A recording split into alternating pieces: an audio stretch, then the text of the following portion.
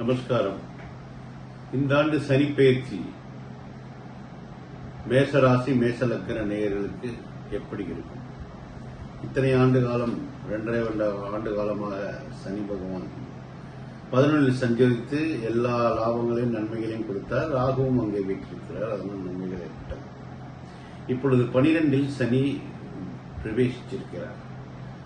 சனி மேசராசிக்கு 12 இருக்கும்போது விரயத்தை தருவார் என்று எல்லாருக்கும் தெரியும்.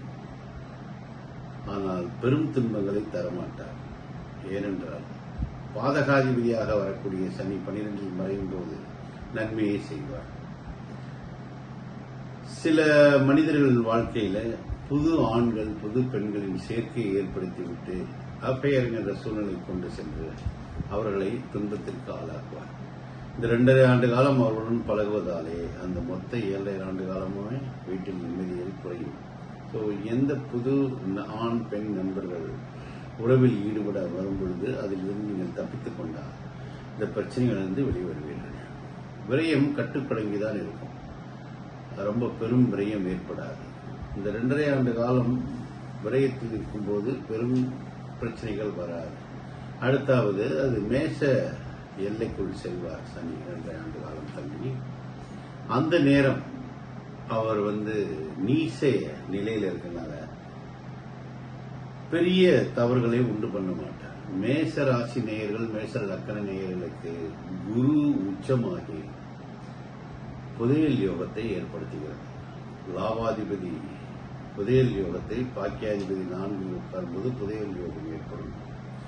மேசராசிக்காரர்களுக்கு பெரும் பணம் பெரும் செல்வம் எவ்வளவுக்கு செலவு இருக்கிறதோ அதற்கு மேலாக பெரும் பணத்தை இந்த மேசராசி நேயர்கள் இந்த சனி பயிற்சியில் அடைவார்கள். சனி பயிற்சி